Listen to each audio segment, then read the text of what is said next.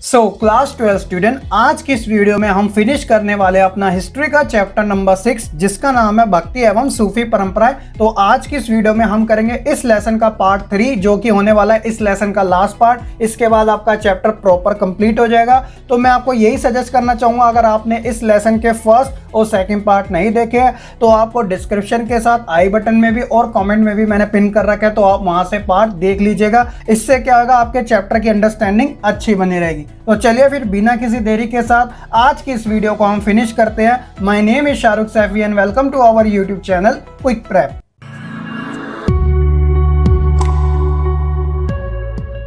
तो बच्चों, last video में मैंने आपको इस लेसन के टॉपिक 6 तक कंप्लीट करा दिया था। तो यहाँ से हम कंटिन्यू कर रहे हैं अपना टॉपिक नंबर 7 जिसका नाम है उपमहाद्वीप में चिश्ती सिलसिला। अब बात आती है कि ये चिश्ती क्या होता है। तो देखिए बच्चों, चिश्ती का जो संबंध है वो पीर के साथ जुड़ा है। पीर के बारे में मैंने आपको बताया था, जो बड़े बड़े पीर थे, जैसे उदाहरण के तौर पे हजरत शेख निजामुद्दीन औलिया, मोइनुद्दीन चिश्ती। तो ये क्या थे, ये पीर हुआ करते थे और चिश्ती का संबंध इनसे ही हुआ करता था। तो क्या था कि 12वीं शताब्दी के अंत में भारत आने वाले सूफी समुदायों में चिश्ती सबसे अधिक प्रभावशाली रहे। क्या कारण था इसका कि उन्होंने ना केवल अपने स्थानीय परिवेश में अच्छी तरह से ढाला बल्कि भारतीय भक्ति परंपरा की विशेषताओं को भी उन्होंने अपनाया। तो इससे क्या हुआ कि जो अलग अलग समुदाय के लोग थे ना, वह भी सूफी समुदाय के साथ जुड़ते चले गए। जब ऐसा होता है तो क्या होता है, उसका प्रभाव तेजी से फैलता है और वह काफी ज्यादा प्रभावशाली बनता चला जाता है। तो ये एक यही कारण था। तो आइए जानते हैं इसी के बारे में, कैसे इसके बारे में बात कही जा रही है। तो सबसे पहले इसी का सब टॉपिक है, वो है चिश्ती खानका में जीवन किस प्रकार का हुआ करता था। तो देखिए बच्चों, खानका जो था वह सामाजिक जीवन का एक केंद्र बिंदु हुआ करता था। इसमें क्या था, जैसे शेख हजरत निजामुद्दीन औलिया, करीबन 14वीं शताब्दी की बात है, तो इनके खानका के बारे में पता चलता है। अब खानका का जो संबंध था मैंने आपको पहले बता दिया था। तो उस समय दिल्ली शहर की बाहरी सीमा पे, आपको ये जगह याद रखनी है, दिल्ली शहर की बाहरी सीमा पर यमुना नदी के किनारे ग्यासपुर में यह स्थित था। ठीक है, तो यहाँ से मैं आपको बताऊंगा इस खानका के बारे में कि इसके अंदर क्या क्या चीजें हुआ करती थी। तो इस खानका में क्या था कि छोटे छोटे कमरे हुआ करते थे और साथ में एक बड़ा हॉल भी हुआ करता था जिसे जमात खाना कहा जाता था। कहने का मतलब यहाँ पे लोग एग्जिस्ट हुआ करते थे, मौजूद हुआ करते थे। और साथ ही यहाँ पे सहवासी और अतिथि भी रहा करते थे, क्योंकि लोग इस स्थल पे आया करते थे काफी दूर दूर जगह से। तो इसलिए अतिथियों का भी यहाँ प्रबंध किया जाता था और जो लोग जो थे, जो काफी ऊंचे पद पे थे, जिन्हें सहवासी कहा जाता था, वह भी यहीं रहा करते थे। सहवासियों के साथ उनका परिवार, सेवक और अनुयायी भी साथ रहा करते थे। शेख जो थे वह एक छोटे कमरे में छत पे रहा करते थे और वह सुबह शाम मेहमानों से मिला करते थे। आंगन जो था वह एक गलियारों से घिरा हुआ होता था और साथ ही जो खानका था, खानका को चारों ओर से दीवारें घेरी हुआ करती थी। एक बार क्या था, मंगोल आक्रमण के समय पड़ोसी क्षेत्र के लोग ने इन खानका में शरण भी ली थी। किस कारण? बचने के लिए, क्योंकि यह दीवार से चारों ओर घिरा हुआ था। और यहाँ पे एक सामुदायिक रसोई, यानी जिसे लंगर कहा जाता है, बिना मांगी खैर, खैर मतलब फुतू होता है जिसे अरबी में कहा जाता है, तो इस पे चला करते थे। यानी इसमें मांग नहीं आता, लोग अपनी इच्छा से दान किया करते थे। सुबह से देर रात तक यहाँ पर सभी तबके के लोग, जैसे सिपाही हो, गुलाम, गायक, व्यापारी, कवि, राजगीर, धनी और निर्धन, हिंदू, जोगी और कलंदर, यहाँ के अनुयायी बनने, इबादत करने, ताबीज लेने अथवा विभिन्न मसलों पर शेख की मध्यस्थता यानी एडवाइस लेने के लिए आया करते थे। जैसे आज के समय में आप भी देख सकते हैं इन चीज़ों के बारे में, और ये परंपरा आज भी चलती आ रही है। जैसे एक फिल्म थी रॉकस्टार, जिसके अंदर एक कव्वाली सॉन्ग भी था जिसका नाम था कुन फाया कुन, तो आपने देखा भी होगा बच्चों। तो देखिए उसके अंदर लंगर भी होता है, हर तबके के लोग भी आते हैं। तो ये परंपरा क्या है, चलती रहती है। अब जो हजरत निजामुद्दीन औलिया थे, उन्होंने क्या किया था, कई आध्यात्मिक वारिसों का चुनाव किया था। ठीक है, तो उन्होंने उपमहाद्वीप के विभिन्न भागों में खानका स्थापित करने के लिए इन्हें नियुक्त किया था। इस वजह से क्या हुआ कि चिश्तियों के उपदेश, व्यवहार और संस्थाएं तथा शेख का यश चारों ओर फैल गया। तो यही कारण था कि उनके आध्यात्मिक पूर्वजों की दरगाह पे अनेक तीर्थयात्री आने लगे और आज के समय भी ये परंपरा चलन में चल ही रही है। आपने दिल्ली, मुंबई, कोलकाता, चेन्नई, हर जगह आपको मशहूर दरगाहें जरूर देखने को मिल जाती है, जहां पर हर तबके के लोग यहां पर अपनी मनोकामना के लिए और साथ ही आध्यात्मिक दृष्टि से यहां पर आया करते हैं। तो बच्चों, ये तो था खानका का जीवन। आई होप कि आपको अच्छे से इसके बारे में पता चल चुका होगा। तो टॉपिक नंबर 7 का ही दूसरा सब टॉपिक है चिश्ती उपासना, जिसके अंदर जियारत और कव्वाली के बारे में आप जानोगे। देखिए जियारत का जो संबंध है ना वो तीर्थ स्थल से ही संबंधित है, ठीक है। तो देखिए क्या था कि सूफी संतों की जो दरगाह थी ना, वहां पर की गई जियारत सारे इस्लामी संसार में काफी पॉपुलर हुआ करती थी। यहाँ आध्यात्मिक आशीर्वाद यानी कि बरकत की कामना की जाती थी। जैसे मैंने आपको पहले बताया, पिछले 700 सालों से अलग अलग संप्रदाय के वर्ग और समुदायों के लोग 5 महान चिश्ती संतों की दरगाह पर अपनी आस्था को प्रकट करते रहे। अब बात आती है कि वो 5 दरगाहें कौन सी थी। तो देखिए ये आप अपनी स्क्रीन पर भी देख सकते हैं इनके नाम। तो सबसे पहले शेख मोइनुद्दीन चिश्ती, इनकी जो मृत्यु हुई थी वो 1235 में हुई थी और दरगाह का जो स्थान था वो अजमेर में है। अजमेर कहाँ पर है? राजस्थान में। उसी प्रकार कुतुबुद्दीन बख्तियार काकी, इनकी भी मृत्यु 1235 में हुई थी और इनकी दरगाह का स्थान दिल्ली में है। इसी प्रकार फरीदुद्दीन, जिन्हें बाबा फरीद भी कहा जाता है, तो इनकी मृत्यु 1265 में और इनकी जो दरगाह है वह अजोदन में है, यानी कि पाकिस्तान में जो आज के समय स्थित है। शेख निजामुद्दीन औलिया, ये तो आप बच्चे अच्छे से जानते ही है, ये हमारे दिल्ली में ही है। इनकी जो मृत्यु हुई थी वो 1325 में हुई थी। और जो आखिरी दरगाह है जो काफी पॉपुलर है वो है नसरुद्दीन चिरागे दिल्ली, तो यह भी दिल्ली के अंदर ही है, चिराग दिल्ली की यहाँ पर। तो इनकी जो मृत्यु हुई थी वह 1356 में हुई थी। तो बच्चों इन दरगाहों का नाम आपको अच्छे से याद रखना है, क्योंकि एग्जाम में इनसे रिलेटेड आपसे जरूर क्वेश्चन पूछ लिया जाएगा। अब की बार पहले भी पूछा गया और अभी भी पूछ लिया जाएगा।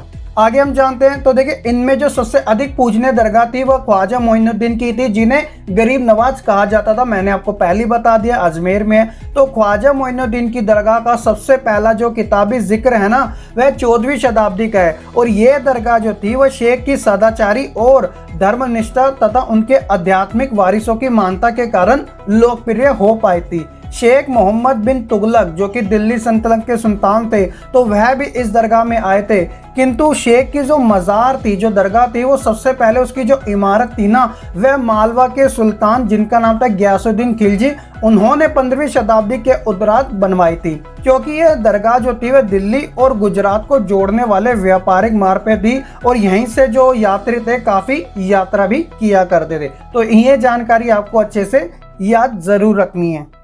आगे क्या बात की जा रही है कि 16वीं शताब्दी तक आते आते अजमेर की यह दरगाह यानी शेख मोइनुद्दीन चिश्ती की जो दरगाह थी वो काफ़ी ज़्यादा और लोकप्रिय होगी। इस दरगाह को जानने वाले तीर्थयात्रियों के भजनों ने अकबर को यहाँ तक आने के लिए भी प्रेरित किया। आप जानते हैं ना अकबर कौन थे? मुगल शासक के सबसे लोकप्रिय शासक थे। तो अकबर यहाँ 14 बार आए थे और साल में 2-3 बार तो इनका आना जाना लगा ही रहता था। ये कौन कौन से अवसर पे आते थे?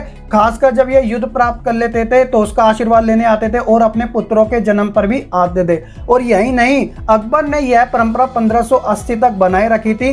प्रत्येक यात्रा पर बादशाह जो थे वह दान को भेंट किया करते थे और इनका जो ब्यौरा होता था वह शाही दस्तावेजों में दर्ज किया जाता था। जैसे यहाँ पे एग्जाम्पल भी दे रखा है कि 1568 में उन्होंने तीर्थ यात्रियों के लिए खाना पकाने के लिए एक विशाल देग क्या होती है? एक प्रकार का भगोना होता है, तो दरगाह को भेंट किया था।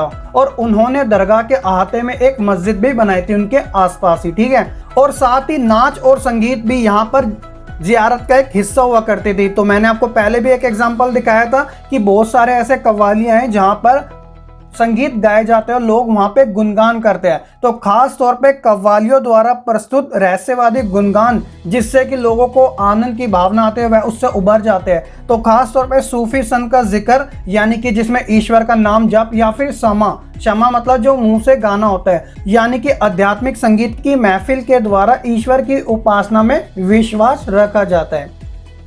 आगे बात करते हैं अपने 7 टॉपिक के 3rd पार्ट में। तो इसके अंदर हम बात करेंगे भाषा और संपर्क से संबंधित। तो देखिए ना केवल सभा के अंदर चिश्तियों ने स्थानीय भाषाओं को अपनाया था, बल्कि दिल्ली में चिश्ती सिलसिले के लोग हिंदी में भी बात किया करते थे।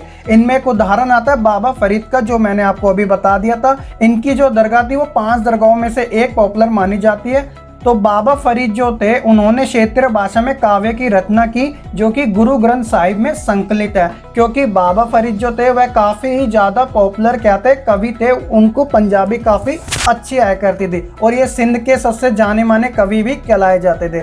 सूफी कविताओं की एक भिन्न विधा की रचना बीजापुर कर्नाटका के आसपास भी हुई थी। अब देखिए कर्नाटका में क्या हुआ था कि यहाँ पर दखनी क्या है? उर्दू का ही एक रूप है। यहाँ पे छोटी कविताएं मिली है। जैसे कि 16वीं और 17वीं शताब्दी में इस क्षेत्र में बसने वाले चिश्ती संतों द्वारा लिखी गई रचनाएं, जैसे कि औरतों द्वारा घर का काम जैसे चक्की पीसना, चरखा काटना, ये सारे किए जाते थे। कुछ और रचनाएं भी यहाँ पे मिली है, जैसे उनका नाम है लोरीनामा, शादीनामा, इस रूप में भी लिखा है। तो इससे यह पता चलता है कि इस क्षेत्र के जो सूफी थे वह पहले से ही जो भक्ति परंपरा चलती आ रही थी उनसे प्रभावित हुआ करते थे। मैंने आपको फर्स्ट पार्ट और सेकंड पार्ट में भी बता रखा है भक्ति परंपरा के बारे में, इसी के बाद सूफी परंपरा आती है, ठीक है। तो इनका संबंध जो था वह भक्ति परंपरा से हुआ करता था। तो ये तो था भाषा और संपर्क के संबंध में।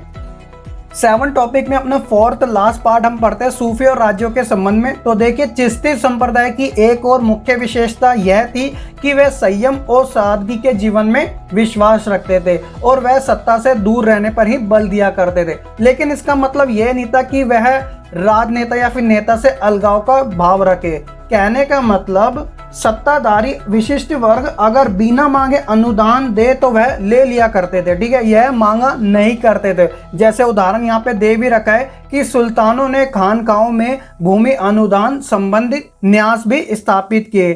चिश्ती धन और सम्मान के रूप में दान को स्वीकार किया करते थे, किंतु यह इनको सजाने की बजाय वह खाने, कपड़े और रहने की व्यवस्था, साथ ही अनुष्ठानों जैसे समा की महफिलों पर पूरा खर्च कर दिया करते थे। और इस तरह क्या होता था, जो शेख होते थे उनके नैतिक अधिकार की पुष्टि होती थी। शेख यानी जो हजरत थे बड़े बड़े, ठीक है, और आम लोगों का उनकी ओर झुकाव और बढ़ता चले जाता था। ऑब्वियसली इनके कारण प्रभाव बढ़ता ही है, और साथ ही सूफी संतों की धर्मनिष्ठा और लोगों के द्वारा उनकी चमत्कारी शक्ति में विश्वास उनकी लोकप्रियता में 4 चांद लगा दिया करते थे, और इसी कारण शासक भी उनका समर्थन पाना चाहते थे। तो ये तो था बच्चों सूफी और राज्य के संबंध में आपका लास्ट पार्ट। तो इस प्रकार हमने अपना टॉपिक नंबर 7, जिसके अंदर हमने प्रॉपर जाना किसके बारे में, खानका और चिश्ती से संबंधित, तो इसके बारे में जाना। आई होप कि आपको अच्छे से समझ भी आ चुका होगा। अगला जो हमारा टॉपिक है वो इस लेसन का लास्ट पार्ट है, जिसका नाम है नवीन भक्ति पंथ। तो इसके अंदर मैं आपको 3 जनों के बारे में बताऊंगा। हालांकि इनके बारे में मैं आपको संक्षिप्त जानकारी दूंगा इस वीडियो में, लेकिन जब मैं आपको क्वेश्चन आंसर सीरीज कराऊंगा तब मैं आपको अलग प्रकार से इनके बारे में डीपली बताऊंगा। तो वो 3 जने कौन कौन से थे? तो सबसे पहले थे कबीर जी। तो 14वीं शताब्दी के अंदर संत कवियों में सबसे ज्यादा जो पॉपुलर हुआ करते थे वो कबीर जी ही थे। इनके जीवन और काल का अध्ययन इनके काव्य और बाद में लिखी गई इनके ऊपर जीवनियों यानी बायोग्राफी के आधार पर किया गया। इनके संदर्भ में 3 इनकी वानियां थी। वो कौन कौन सी थी? सबसे पहले थी कबीर बीजक, दूसरी थी कबीर ग्रंथावली और लास्ट थी आदि ग्रंथ साहिब। तो आपको तीनों ही वानियों के बारे में अच्छी जानकारी होनी चाहिए। एग्जाम में आपसे 1 मार्क में एमसीक्यू में पूछ लिया जाएगा, तो आपको इन तीनों के नाम याद होने चाहिए। क्वेश्चन आंसर में मैं आपको प्रॉपर बताऊंगा। दूसरे हैं बाबा गुरु नानक जी। तो देखिए, ये सिख धर्म के सबसे पहले गुरु थे। इनकी जो महानता है वो भारत में ना होकर पूरे विश्व में काफी ज्यादा पॉपुलर है, ठीक है। तो बाबा गुरु नानक देव जी जो थे वह निर्गुण भक्ति का प्रचार प्रसार किया करते थे। तो देखिए, निर्गुण भक्ति से आपको कुछ याद आया? तो शुरुआत के जब इस लेसन का फर्स्ट पार्ट कराया था तो धर्म के इतिहासकारों ने भक्ति परंपरा को 2 भागों में बांटा था। पहला था निर्गुण, दूसरा था सगुण। तो सगुण में क्या था? जिसके अंदर चीजें दिखाई दे, यानी जैसे मूर्ति पूजा हो गया। लेकिन निर्गुण भक्ति के अंदर आपको चीजें नहीं दिखाई देती, ये अमूर्त होती है, इसमें सिर्फ हम ध्यान लगा सकते हैं। तो जो बाबा गुरु नानक देव जी थे उन्होंने निर्गुण भक्ति का प्रचार प्रसार किया। यह किसी नए धर्म की स्थापना नहीं करना चाहते थे। इनकी जो शिक्षाएं थी वे आदि ग्रंथ साहिब में संकलित की गई है, ठीक है। गुरु नानक जी के जो उत्तराधिकारी थे यानी जो 10वें गुरु थे उनका नाम था गुरु गोबिंद सिंह जी। इन्होंने क्या किया था? खालसा पंथ की नींव डाली थी और सिखों को एक सैन्य बल के रूप में संगठित किया था, ठीक है। और लास्ट जो है वो है मीराबाई से संबंधित। तो देखिए, मीराबाई जो थी वह भक्ति परंपरा की सबसे सुप्रसिद्ध कवित्री थी। इनके जो गुरु थे वह संत रविदास थे, जो कि नीचे जाति से संबंधित थे, यानी कि दलित जिन्हें आप कहते हो। तो गुजरात और राजस्थान के गरीब परिवार में मीरा के प्रेरणा के स्रोत सबसे ज्यादा देखने को मिलते हैं। तो बच्चों, ये तो था आपका नवीन भक्ति से संबंधित कबीर जी के बारे में, बाबा गुरु नानक देव जी के बारे में और साथ ही मीराबाई जी के बारे में, ठीक है। तो इन तीनों के बारे में ये शॉर्ट जानकारी है, क्वेश्चन आंसर के अंदर आपको प्रॉपर मिलेगी। लेकिन ये शॉर्ट जानकारी उतनी ज्यादा इंपॉर्टेंट है ताकि आपको एग्जाम में ये हेल्प कर सके। तो आई होप कि आपको ये अच्छे से समझ आ चुकी होगी। तो बच्चों इसी टॉपिक के साथ हमारा चैप्टर नंबर 6 भक्ति एवं सूफी परंपरा अब होता है पूरी तरीके से कंप्लीट। आई होप कि आपको तीनों ही पार्ट अच्छे से समझ आ चुके होंगे। अगर आपने सिर्फ यही पार्ट देखा है तो आप फर्स्ट और सेकंड जरूर देख लीजिएगा, यहाँ तक कि आप इंट्रो पार्ट भी देख सकते हैं। तो बच्चों आप बच्चों से यही रिक्वेस्ट है कि आप वीडियो को लाइक करना ना भूलेगा, क्योंकि लाइक की जो रेशियो थोड़े कम आती है, तो आप लाइक करेंगे तो हमारा हौसला बढ़ता रहेगा, ताकि हम आपके लिए ऐसी डेडिकेटेड वीडियो अपलोड करते रहें। और साथ ही आप कमेंट करके हमें फीडबैक जरूर बता सकते हैं। अगर कोई डाउट है या क्वेरी है तो आप हमसे पूछ सकते हैं, हम आपका जरूर रिप्लाई करेंगे। अभी तक आपने हमारा अगर टेलीग्राम का ग्रुप नहीं ज्वाइन किया तो आप बच्चों से रिक्वेस्ट है कि आप हमारे टेलीग्राम ग्रुप को जरूर ज्वाइन कीजिएगा, क्योंकि इस लेसन के नोट्स आपको वहीं पर ही मिलेंगे। साथ ही आपके MCQ टेस्ट या फिर आपकी कोई भी क्वेरी हो वहाँ पर आप हमसे आस्क कर सकते हैं, हम आपका इमीडिएटली रिप्लाई ज़रूर देंगे। और एक खास बात और, अगर आप इस चैनल पे नए हैं और अभी तक आपने हमारा चैनल को नहीं सब्सक्राइब किया तो आप बच्चे जरूर कर लीजिएगा हमारे चैनल को सब्सक्राइब और बेल आइकन दबाना ना भूलेगा, ताकि आपको ऐसी ही लेटेस्ट वीडियो की अपडेट आगे भी मिलते रहे। तो चलिए बच्चों आज की इस वीडियो में इतना ही। मैं मिलूंगा आपको एक नए लेसन के साथ। तब तक के लिए आप बच्चे खुश रहे, पढ़ते रहे और ऐसे ही आगे बढ़ते रहे।